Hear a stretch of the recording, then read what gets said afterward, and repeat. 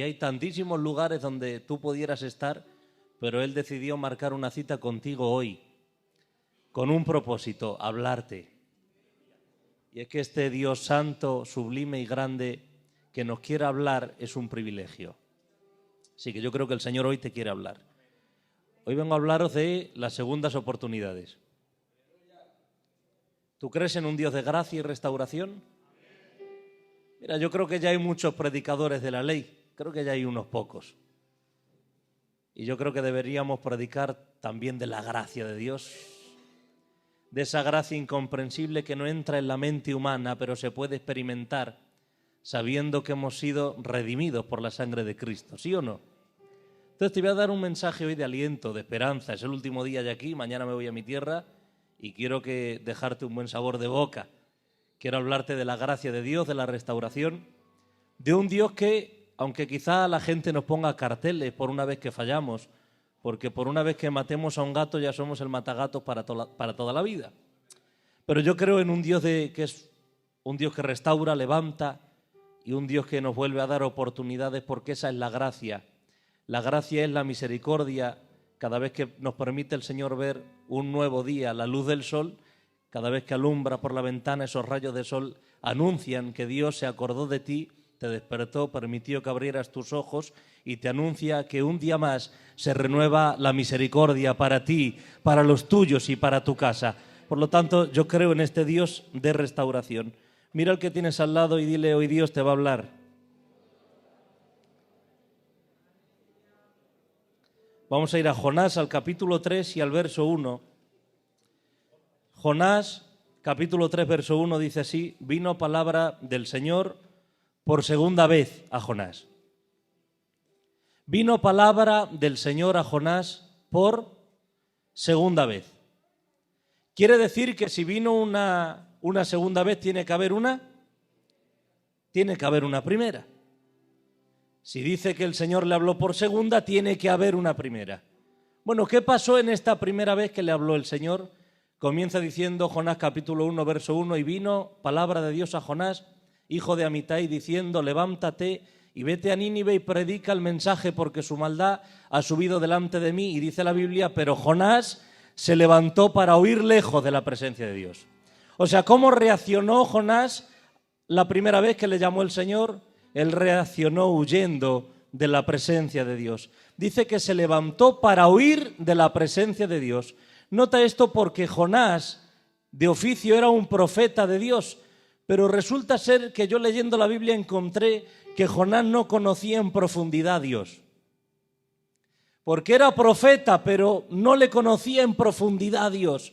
¿Por qué? Porque si Jonás llega a saber que el Dios que le estaba llamando es omnipresente, él hubiera sabido de antemano que de Dios no se puede huir.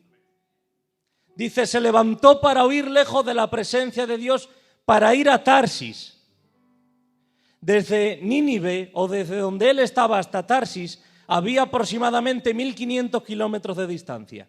Ahora yo lanzo una pregunta a la iglesia: ¿tú crees que 1.500 kilómetros de distancia son suficientes para alejarse de Dios? Cuando hablamos de la omnipresencia de Dios, es un atributo incomunicable. Es un atributo que Dios no comparte con el hombre. ¿Y qué es la omnipresencia, hermano Abraham? Bueno, la omnipresencia es la capacidad que solo Dios tiene de estar en todos los sitios a la misma vez, en toda su esencia. Quiere decir que Dios ahora mismo está en este lugar, pero también está allá afuera, y también está en la casa, y también está en el trabajo, y también está cuando estamos haciendo un negocio, también está cuando vamos en el coche, porque la omnipresencia le permite a Dios estar en todos los sitios, porque tu Dios es inmenso. Tu Dios no tiene medidas. Dice la Biblia que el cielo es su trono y la tierra es el estrado de sus pies, que con 3 dedos puede juntar todo el polvo de la tierra. Los cielos de los cielos no pueden contener su gloria. En la mano encierra todos los océanos, y todas las naciones delante de él son como una gota en un cubo de agua. Tu Dios está en todos los sitios a la misma vez, en toda su esencia, ¿Cómo puede ser que esto Jonás no lo sepa siendo profeta? Porque a veces el cargo, el oficio, no es la garantía de conocer a Dios. Por eso hay uno en la Biblia que yo envidio mucho, y no era apóstol, profeta ni pastor, ni era evangelista, y era Lázaro. Lázaro era amigo de Dios, y es que no hay mejor título para el hombre y la mujer que poder decir: Jesús, mi amigo. Porque es la amistad la garantía de que tú conoces a Dios. Si Jonás llega a saber que Dios es omnipresente, jamás se le hubiera ocurrido huir de Dios, porque huir de Dios es imposible. Dijo el salmista: tú has conocido mi sentarme y mi levantarme, y desde lejos has entendido mis pensamientos. Has escudriñado mi andar y mi reposo, y todos mis caminos te son conocidos. Detrás y delante me rodeaste, pusiste tu diestra sobre mí. No había llegado la palabra a mi lengua, y aquí tú la sabes toda. ¿A dónde huiré de tu espíritu? ¿Y a dónde huiré de tu presencia? Si subo a los cielos, allí estás. Y si desciendo al Seol, allí estás. Y si me voy al extremo del mar, allí estás. Y si me voy al extremo de la tierra, allí está. Y si me encubrieren las tinieblas, ciertamente tu luz resplandecería alrededor de mí, porque la noche no encubre de ti y resplandece como el día. Dice el salmista: en tu libro tenías escritas todas las cosas acerca de mí, y se han cumplido todas, sin que falte cosa alguna. Escúchame bien, no hay quien se pueda escapar de este Dios inmenso que servimos. No hay lugar en la tierra donde te puedas esconder.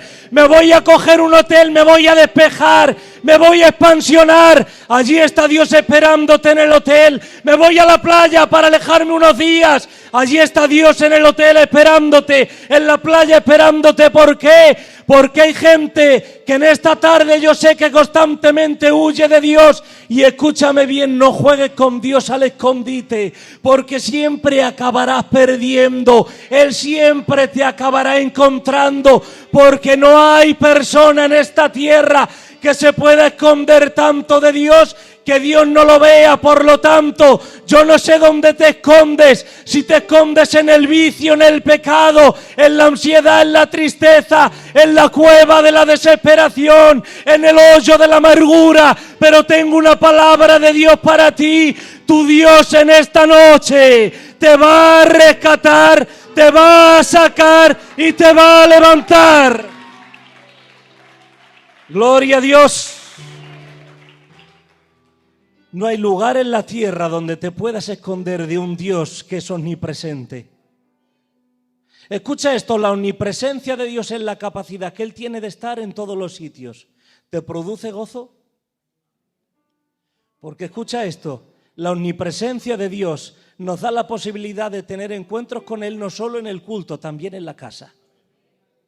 Y cuando estamos en el trabajo y cuando estamos en el coche. Por lo tanto, al cristiano verdadero la omnipresencia le produce gozo. ¿Sí o no? Es un privilegio poderse encontrarse con este Dios cada segundo de nuestra vida, 24 horas al día, 7 días de la semana, 365 días del año. En el antiguo pacto, el sacerdote de los de Leví solo se encontraba una vez al año atravesando el atrio, el lugar santo y el lugar santísimo. Pero ahora en el nuevo pacto tenemos una entrada confiadamente al trono de la gracia. Quiere decir que el lugar santísimo ahora eres tú, y el arca del pacto eres tú, y Dios omnipotente habita dentro de ti, y puedes tener una vida constante de encuentros con Él. Quiere decir que a ti, como cristiano verdadero, te tiene que producir gozo. Pero también tengo que decir, y qué lástima me da de estos: al cristiano falso no le produce gozo. Al cristiano falso le produce miedo. ¿Por qué? Porque Dios está en todos los sitios. Es decir, que cuando tú cantas aquí, Dios está. Cuando adoras en tu casa en el secreto, Dios está. Cuando haces un ayuno en el secreto, Dios está. Cuando haces una obra para Dios en el secreto, Dios lo ve, porque Dios está ahí. Pero al cristiano falso esto le produce miedo. ¿Por qué? Porque cuando maldices, acuérdate que Dios también está ahí. Por lo tanto, al cristiano verdadero le produce gozo, al falso no. Porque cuando le hablas mal a tu esposa, ahí está Dios en medio también. Cuando le hablas mal a tu marido, ahí está el Señor también. cuando haces un negocio que no está bien, ilícito, y dices, no me está viendo el pastor, no me está viendo nadie. Hay unos ojos que recorren toda la tierra. Por eso este Dios omnipresente produce miedo en el cristiano falso, porque es decir que delante de Dios todo queda desnudo, todo queda expuesto. No hay lugar en la tierra donde te puedas esconder de Dios. Hay gente que ha querido huir constantemente de Dios, que Dios lo está llamando y él está huyendo. Pero escúchame, aunque te quieras meter en el último rincón de la tierra, como a Dios se le antoje tu persona y Dios te quiera usar, Dios te va a sacar de donde estás. Porque escúchame esto, si hoy sigues respirando aquí en la tierra y tienes aire en tus pulmones, ¿sabes qué? Quiere decir que Dios sigue contando contigo. Quiere decir que Dios contigo tiene un plan y un propósito. Antes de que el mundo fuese, ya había un propósito para ti. Y escúchame bien, por más que te puedan o te quieran poner carteles o señalar o decir que no vales, que no tienes, que no eres, no hagas caso a esas voces. ¿Sabes por qué? Porque si hoy sigues respirando y Dios te dio la oportunidad de ver otra vez la luz del sol, quiere decir que Dios sigue contando contigo. Porque mientras tú estés aquí en la tierra, el plan de Dios para tu vida sigue vigente.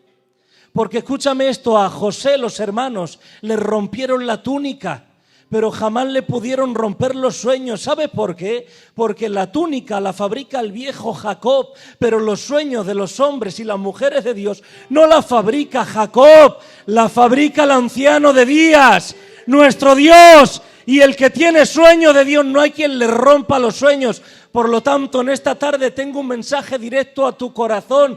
Tú sigues teniendo planes en Dios, hay propósitos eternos para ti, Dios sigue contando contigo, aunque el enemigo te diga, tú no vales, tú no tienes, tú no eres.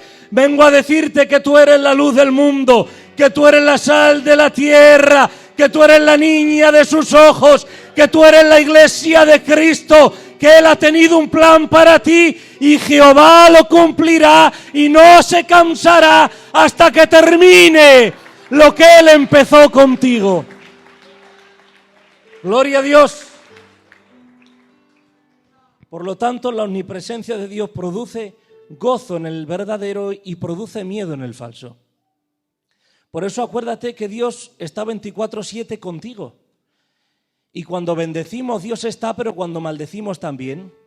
Cuando adoramos, Dios está, pero cuando mentimos también. Y cuando la omnipresencia de Dios se hace una realidad en nuestra vida y no un cuento de Walt Disney, entonces entendemos que estamos sirviendo a un Dios que realmente está cada segundo de nuestra vida en medio de nosotros y escucha todas nuestras conversaciones y ve todos nuestros pasos. Por lo tanto, señores, Dios no puede ser burlado.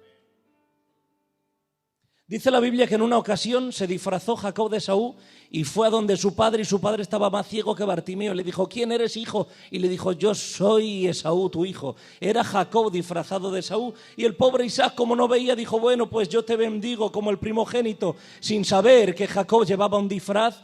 Pero años más tarde, cuando se quedó solo en Peniel, le hizo la misma pregunta, pero no el padre biológico, sino el padre de los espíritus. Y le dijo, oye, ¿quién eres tú? Y se quedó pensando un instante Jacob y dijo, yo soy Jacob, porque hace unos años a mi padre le dije que era Esaú y a mi padre Isaac le engaño, pero a ti no hay quien te engañe, porque delante de Dios no sirven disfraces, máscaras, apariencias. Por lo tanto, delante de Dios no finjas, Él sabe cómo vienes a Él. Dios no puede ser burlado, porque Dios es un Dios omnipresente. Y no solo es un Dios omnipresente, también es un Dios omnisciente. Porque si la omnipresencia de Dios es la capacidad que solo Dios tiene de estar en todos los sitios a la misma vez, la omnisciencia de Dios es la capacidad incomunicable que solo Dios tiene de saber absolutamente todo sin la necesidad de hacer preguntas. Dios no va a Google para preguntar. Dios no necesita un GPS para ir a un lugar. Dios no tiene que llamar a nadie para saber dónde estás. Él no tiene que preguntarte para decirte qué hay en tu corazón, qué estás pensando. Él no es un psicólogo que te analiza y comienza a averiguar tus pensamientos.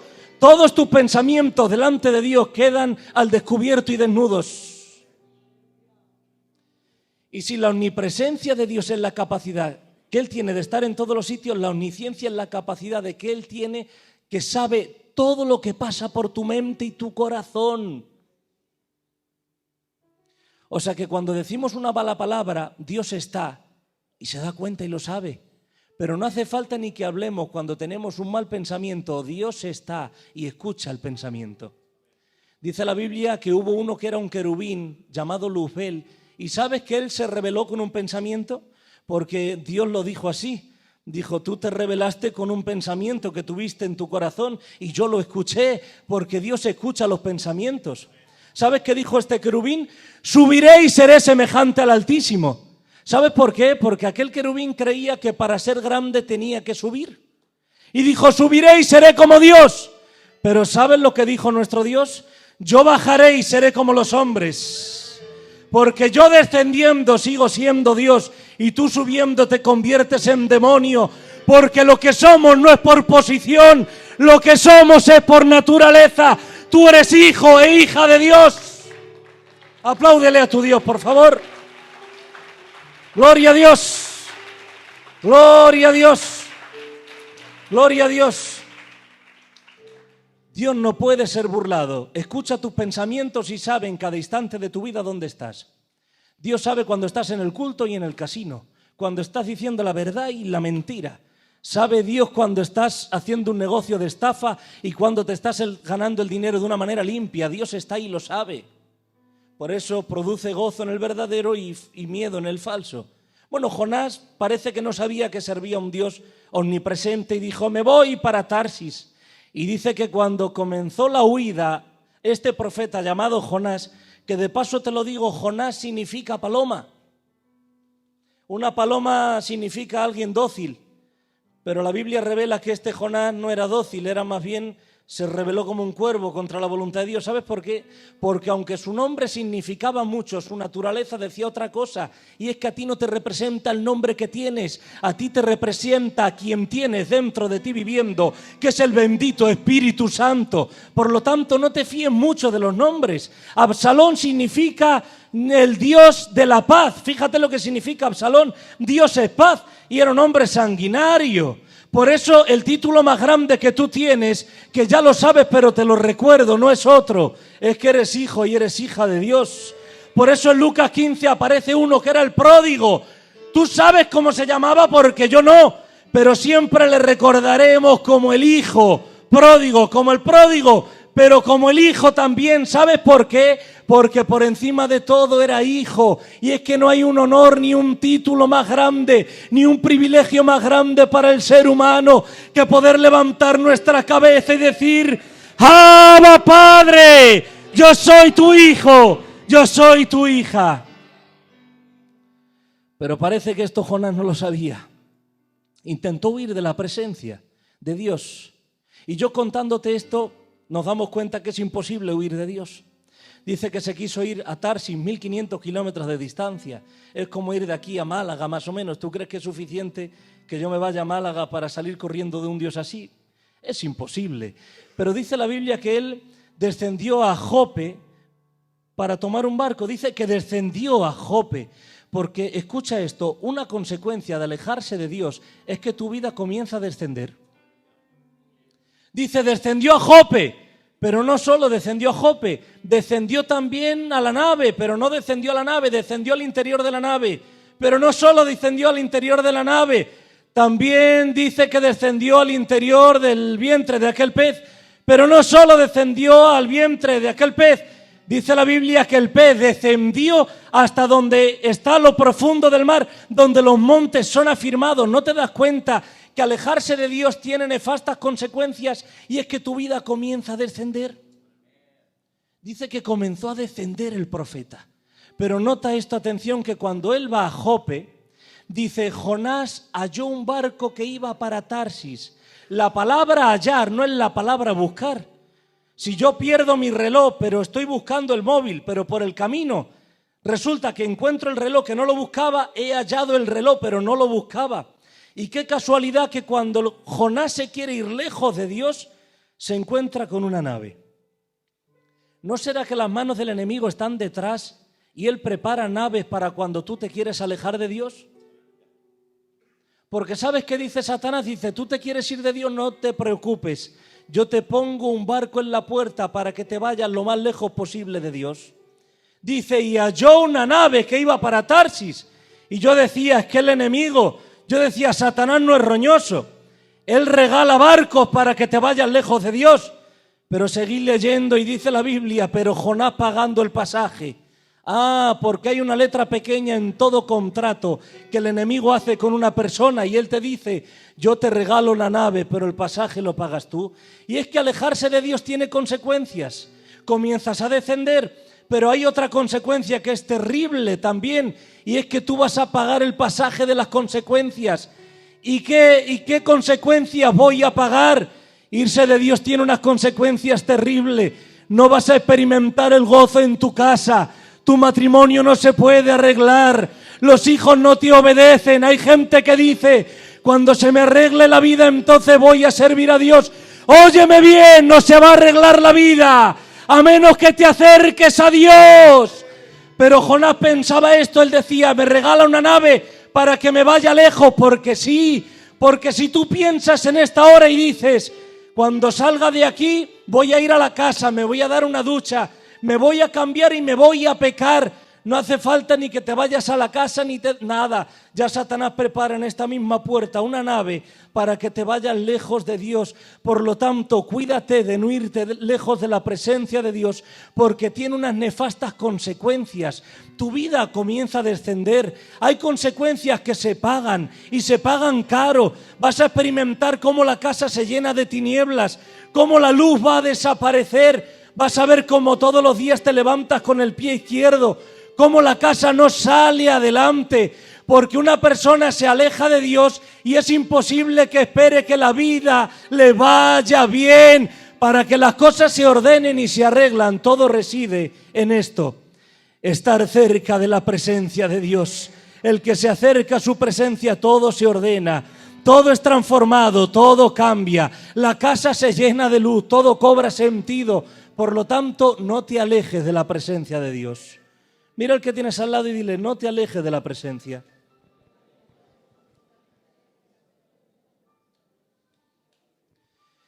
Dice, pagando el pasaje, Jonás se metió en aquel barco. ¿Y sabes qué hizo Jonás cuando se metió en el barco? Dice que se echó a dormir en el interior de la nave, porque otra consecuencia de alejarse de Dios es que nos quedamos dormidos. Por lo tanto, alejarnos de Dios tiene consecuencias. Descendemos, se pagan unas consecuencias caras y también nos quedamos dormidos. Porque si Satanás teme a alguien, es alguien que esté despierto en el espíritu. A Satanás no le importa que este local se llene, siempre y cuando sea gente que está durmiendo. Pero cuánto teme Satanás a una iglesia despierta. Dice la Biblia, los discípulos permanecieron despiertos y vieron la gloria de Dios, porque la gloria de Dios está operativa para aquellos que están despiertos. Por lo tanto, nunca se te olvide que a medida que te alejas de Dios, te acabas durmiendo. Por eso dice la Biblia que en una ocasión el gran profeta Elías, que hacía descender del fuego del cielo, se quedó durmiendo debajo de un enebro. El gran profeta que todos temían y ahora durmiendo. ¿Sabes por qué? Porque comenzó a huir del plan de Dios. Y es que huir del propósito de Dios tiene consecuencias terribles. Te quedas durmiendo. Pero ahora dice la Biblia que cuando él se quedó durmiendo en el interior de la nave, ¿sabes qué pasó? Dice la Biblia, y Jehová levantó un gran viento. ¿Quién levantó el viento? ¿O fue Satanás? ¿Satanás o Jehová? Fue Jehová. Porque a veces la falta de discernimiento nos lleva a reprender al enemigo creyendo que es él el que ha levantado un viento contra mi casa. Es decir, que la falta de discernimiento a veces nos hace reprender los vientos de Dios. Dice, y Jehová levantó un gran viento. ¿Sabes por qué levantó un viento el Señor? Porque Jonás se había quedado dormido en dirección contraria al propósito. Y como Dios le amaba tanto a su profeta, tuvo que enviar un viento. ¿Sabes por qué? Para que se despierte. Y es que hay vientos en nuestra vida que nosotros reprendemos a Satanás. Satanás, te reprendo, qué malo eres, que has levantado un viento contra mi vida.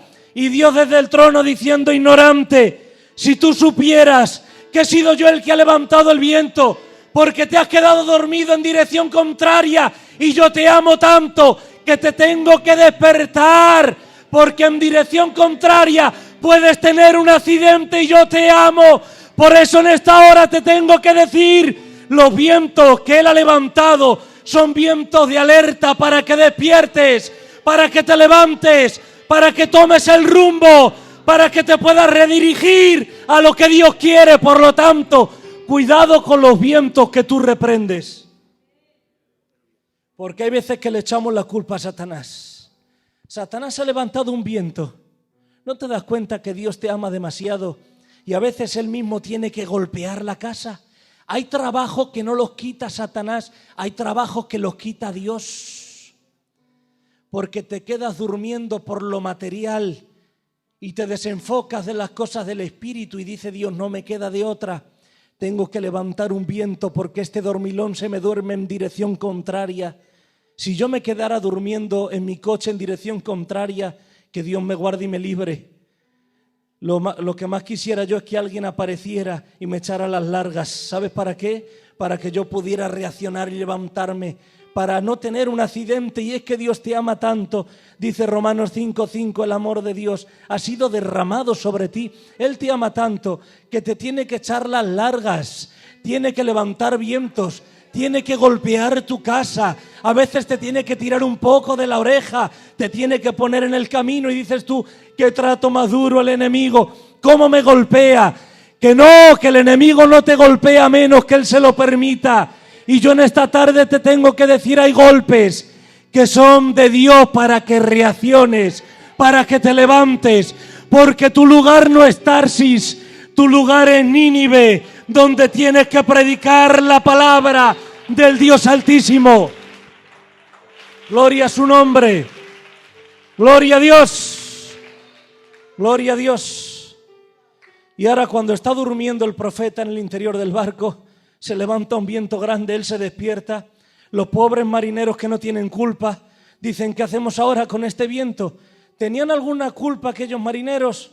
No, eran la consecuencia de haber metido en su barco a Jonás. Y es que hay gente a la que tienes que sacar de tu barco, porque tú sin comerlo ni beberlo te ves en unas tempestades. Era culpa de Jonás. Y cuando él se levantó dijo, ¿esto por qué ha sido? Y Jonás en un acto de misericordia dijo, chicos, parar, esto es porque yo sirvo al Dios de los hebreos. Le estaba diciendo, no sé qué Dios esté ni vosotros, pero seguro que es un Dios falso.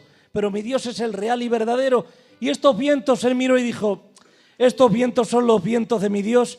Y ¿sabéis qué? Que por muy marineros que seáis expertos, los vientos de Dios no hay quien los frene, no hay quien los pueda reprender, no hay quien los pare. ¿Sabes por qué? Porque los vientos que levanta Satanás, Jesús se levanta, que está durmiendo en la barquilla y dice, a ti te digo, viento, enmudece y calla. Y los vientos de Satanás se tienen que callar. El caso es, ¿cómo reprendemos un viento de Dios? ¿Cómo le decimos a Dios que se calle a través del viento? Es imposible. Y Jonás dijo, esto es mi culpa. Y oye, qué sanador en aquel momento reconocer que la culpa era de él. Voy a hacer contigo una terapia que creo que te va a sanar. ¿Por qué no dices, para ti lo dices, esta situación que estoy viviendo es mi culpa? Dilo. Esta situación que estoy viviendo, di es mi culpa. Dilo, di es mi culpa. Sí, porque es sanador saber que muchas de las situaciones que vivimos es nuestra culpa. Porque echar siempre balones fuera y echarle la culpa a todo el mundo no trae nada bueno. Adán, ¿qué has hecho? La mujer que tú me diste, la mujer que tú me diste. Porque vaya mujeres das tú, Señor. Porque el hombre es tan egoísta que cuando falla no quiere reconocer errores y le echa la culpa a Dios. La culpa tuya, la mujer que me diste. Eva, ¿qué hiciste? La serpiente que me engañó. Se iban echando la bola unos a otros. Y la serpiente miró para atrás y dijo, ya no queda más nadie. La culpa tiene que ser mía. Pero el hombre y la mujer somos muy de echar la culpa a los demás. Me he encontrado con gente que dice, yo no oro más por este marido que tengo, esta mujer que tengo. No, tú no oras porque no quieres. Si yo tuviera otro pastor, yo tendría ahora mismo otra posición. Sería siendo el mismo orgulloso con un pastor diferente. Yo no oro más por el pastor. Sí, hombre, ahora el pastor tiene la culpa que no oremos. La mujer tiene la culpa que no pasemos tiempo de lectura. Yo no hago un ayuno por la culpa del otro. Mi casa está así por la culpa de este. A mí no me prospera Dios por la culpa del otro. ¿No será que tengamos que hacer como Jonás y decir esto es culpa mía? Porque hay un poder glorioso en reconocer que lo que estoy viviendo nadie tiene la culpa. Dijo el apóstol Pablo, examinaos a vosotros mismos, estaba diciendo, no examines tanto a los demás, que hay dentro de ti tantas cosas para cambiar que no vas a tener tiempo para mirar la viña del otro. Por lo tanto, preocúpate por lo que tienes que ordenar tú y deja al otro que haga lo que quiera con su vida. ¿Te has dado cuenta lo que ha hecho este, lo que ha hecho el otro? Y mira la culpa de este. ¡No! En mi relación con Dios el responsable soy yo.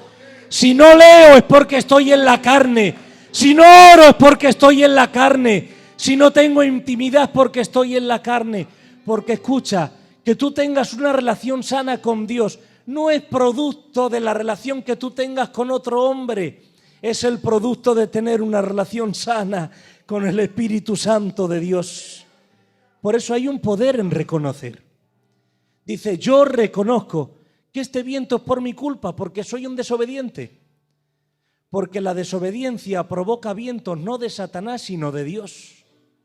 ¿Y qué hacemos, Jonás? Y dijo Jonás en un acto de misericordia, echarme al mar. Y cuando se echó al mar Jonás, ¿sabes qué pasó? Que se salvó a aquellos pobres marineros con el barco. Y esto lo tengo que decir porque si no, no podría continuar.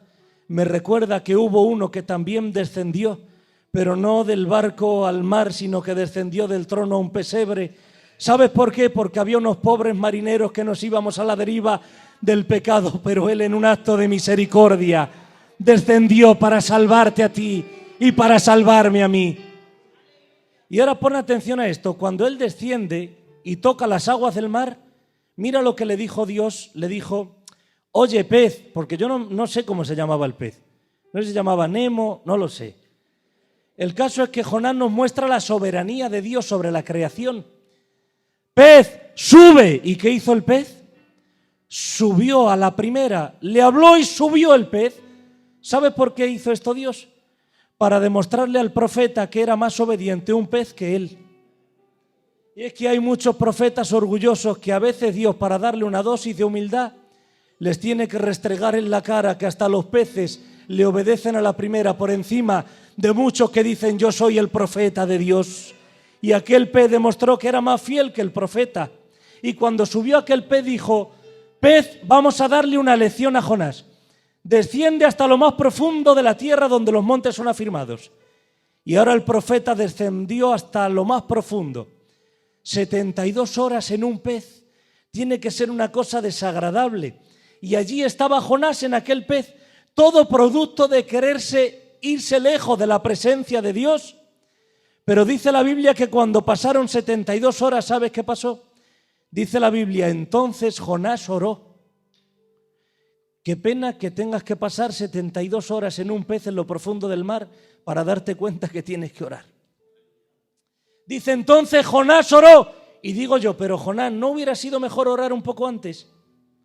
Porque si llegas a orar en el capítulo 1, te ahorras el capítulo 2. Y es que hay gente que solo usa la oración de una manera curativa. Se pega un golpe y busca la oración como una tirita. Y si te dijera que la oración no solo es curativa, la oración también es preventiva. Es decir, que yo no oro cuando me doy el golpe. Oro también para no darme golpes futuros. Y es que hay cosas en tu vida que te puedes ahorrar. ¿Cómo? Si te pones a orar antes. Dice entonces Jonás oró. Qué pena que a veces tengamos que vivir consecuencias terribles para darnos cuenta que tenemos que comenzar una vida de oración. Y es que se había secado tanto el profeta, porque sí, huir de la voluntad de Dios nos seca. Ahora eso sí, dice la Biblia que él comenzó a orar. Dice, y mi oración llegó al santo trono del Señor. Y dice la Biblia que el pez comenzó otra vez a subir, porque si la falta de oración nos seca y nos lleva a lo profundo de la tierra, un clamor a tiempo hace que otra vez ese pez suba y nos ponga otra vez en tierra firme, porque orar a Dios es poderoso Por eso yo no sé si estás en el interior del pez y estás ya tocando fondo, pero tengo una palabra para ti. Cuando se toca fondo, hay dos cosas que tú puedas hacer: o te dejas morir o usas el fondo como un impulso y un trampolín para volver otra vez a la orilla de la misericordia y decir: Señor, aquí me tienes. Y ahora estamos culminando el mensaje. Cuando sube aquel pez y lo deja en tierra firme, porque escucha esto, cuando Dios te saca no te deja en el medio del mar, Dios te deja en tierra firme. Dice que cuando lo dejó en tierra firme llega el glorioso capítulo 3, que es un capítulo de gracia. Y dice, y por segunda vez vino palabra del Señor a Jonás. Yo la primera vez que leí esto, cuando era más jovencito, yo pensé y decía, bueno, he leído el 1, he leído el 2, ya está. Vino palabra del Señor por segunda vez, Jonás queda destituido. Yo pensaba que iba a venir Dios con una reprensión sobre el profeta. Jonás, no cuento contigo porque eres desobediente. Jonás, tú no eres apto para el reino de Dios. Jonás, tú no has obedecido a la primera, no calificas, no das la talla. Jonás, disciplina 1 año sin tomar el pasto atrás, sin levantar las manos, sin orar, sin leer. Yo pensaba que el Señor lo iba a reprender, que el Señor lo iba a castigar, que el Señor lo iba a apartar. Pero me dio una lección la gracia de Dios. Y dice el capítulo 3, y vino por segunda vez la palabra diciendo: anda, Jonás, vete a Nínive y predica el mensaje, porque el propósito que tenía contigo en el capítulo 1, aunque entre tú y yo han pasado cosas en el capítulo 2, en el capítulo 3 siguen disponibles. Así que yo no sé en qué capítulo estás, pero hoy viene el capítulo 3 alumbrándote, diciendo: sigo contando contigo. Tenemos al Dios de las segundas oportunidades. Tenemos al Dios de la restauración, de la gracia, de la misericordia. Dice la Biblia que en una ocasión, estamos terminando ya, en una ocasión el Señor dijo: hoy todos os vais a escandalizar de mí. Y saltó Pedro, que era el impulsivo, el primero en hablar, y dijo: todos estos desgraciados de la vida, sí. Pero yo, Señor, yo voy contigo a la cruz, a la muerte y donde haga falta. Pedro, que antes que cante el gallo tú me vas a negar 3 veces, Pedro. No hables tan rápido, que te funciona más rápido la lengua que las neuronas. Pedro, que eres como Steven Seagal, que golpeas y luego preguntas. Pedro, piénsate un poco lo que vas a decir, porque todos estos que tú ves que dices que son unos desgraciados no me van a negar, pero tú que alardeas que me vas a perseguir por todos los sitios, me vas a fallar y me vas a negar. Y dice la Biblia que en una ocasión hasta Pedro juró, y yo no sé cómo juró, pero dijo: no le conozco a este hombre. ¿Y sabe qué hizo Pedro? Dijo: ya está, ya le fallaba el Señor, y comenzó a cantar aquel gallo en la madrugada, porque aquel gallo era la voz de Dios recordándole a Pedro de que le había negado y le había fallado a él. Aquel gallo hablaba con Pedro todo el día, hablándole, diciéndole: Pedro, eres un mal amigo. Pedro, lo que prometes no lo cumple. ¿No te das cuenta, Pedro, que se te ha subido el apostolado a la cabeza? ¿No te das cuenta, Pedro, que le ha fallado al Señor? ¿Y sabes qué hizo Pedro? Dice: tomó otra vez la barca y la caña de pescar y volvió a la vida antigua. Porque hay gente que cuando le falla al Señor vuelve otra vez a la vida antigua. Dice que tomó la caña otra vez para pescar peces. 3 años antes el Señor le había dicho: Pedro, que tú vas a seguir siendo un pescador, vas a seguir con el mismo oficio, pero te voy a cambiar el producto. Tú no eres un pescador de peces, eres un pescador de almas, de hombres. Pero fallarle al Señor en Pedro produjo irse otra vez a la vida antigua. Por eso en esta tarde te tengo que decir: fallarás al Señor muchas veces, no 1, 1000 veces. No vuelvas a la vida antigua, no vuelvas atrás, no edifiques otra vez las murallas de Jericó, no vuelvas al león muerto que mataste en tu vida. Dice la Biblia que Judas vendió al Señor, pero ¿sabes qué hizo Judas? Judas sintió un profundo remordimiento y acudió a la religión, y luego más tarde se quitó la vida. Cuando le falles al Señor, no te quites la vida, no digas de perdidos al río, no. Cuando le falles al Señor, Vete corriendo y acude a la cruz del Calvario, porque la sangre sigue emanando, la gracia se sigue derramando, te sigue perdonando, levantando, restaurando. Tenemos un Dios de segundas oportunidades. Y cuando estaba Pedro allí pescando, dice que le dieron así un codazo y le dijeron: Pedro, allí está el maestro. Y Pedro no aguanta más y no espera ni que llegue la barca, dice, se tiró a nado, nadando, para llegar a Jesús. Y cuando llegó a Jesús, él venía con su cabeza agachada esperando otra reprensión como Jonás. Y le dijo el Señor: Pedro, ¿tú me amas? Señor, tú sabes que te amo. Pero Pedro, ¿tú me amas? Señor, tú sabes todas las cosas. Pero Pedro, ¿tú me amas? Le estaba diciendo al Señor: Pedro, que nuestra relación no se basa en las veces que tú me vas a fallar. Mi relación contigo se basa en que yo te amo con amor eterno. Por eso te tengo que decir que tienes un Dios de segundas oportunidades.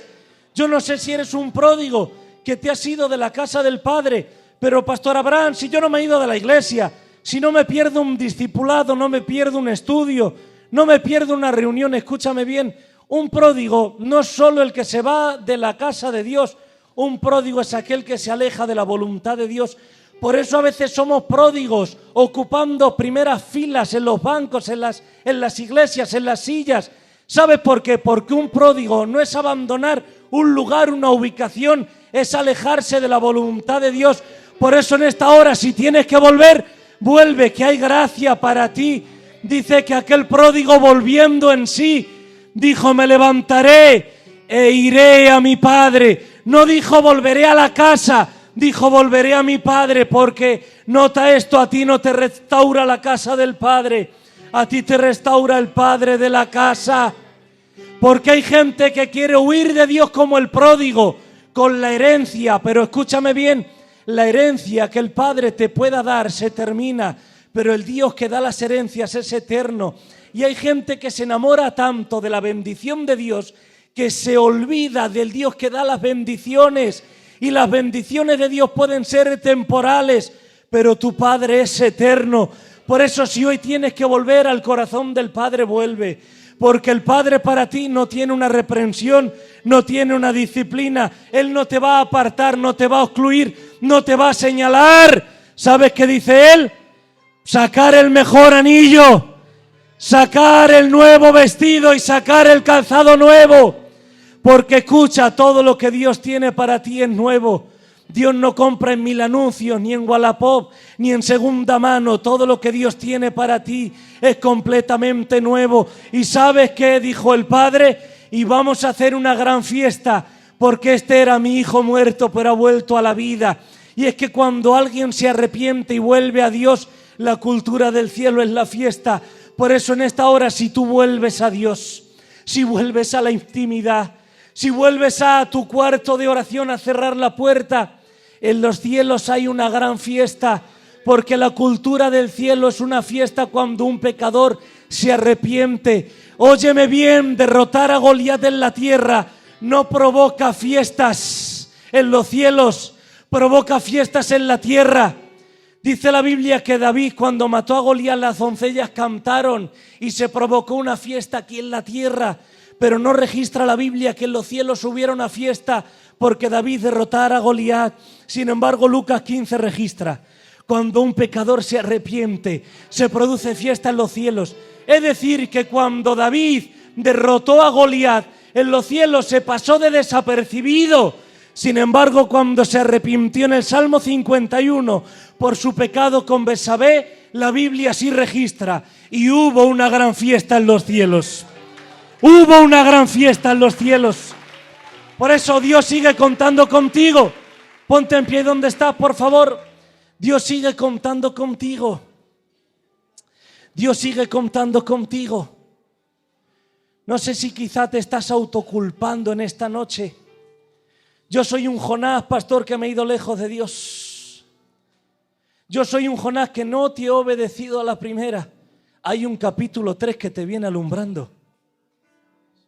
Hay un capítulo 3 de gracia, que donde la religión te dijo: tú ya no tienes, no hay para ti ningún lugar, para ti ya no hay nada. Hoy te viene alumbrando la gracia de nuestro Dios. Escúchame bien, la gracia es más grande que cualquier error en tu vida. No hay pecado por negro que sea que la sangre del Cordero de Dios no pueda borrar. Pastor, es que es un pecado muy grande. La gracia de nuestro Dios es más grande. Dice la Biblia que donde abundó el pecado, sobreabundó la gracia.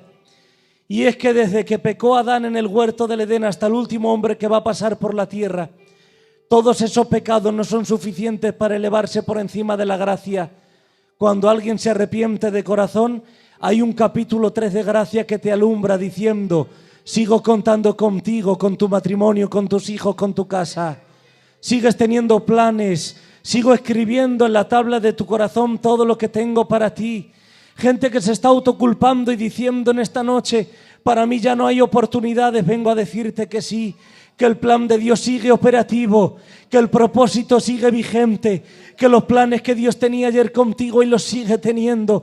Así que cierra tus ojos, por favor, y en esta hora medita en esta palabra y dile: Señor, te ruego en esta hora, Dios mío, que yo pueda volver en sí. Quizá he sido un pródigo, he sido un Pedro que te he fallado, me he ido.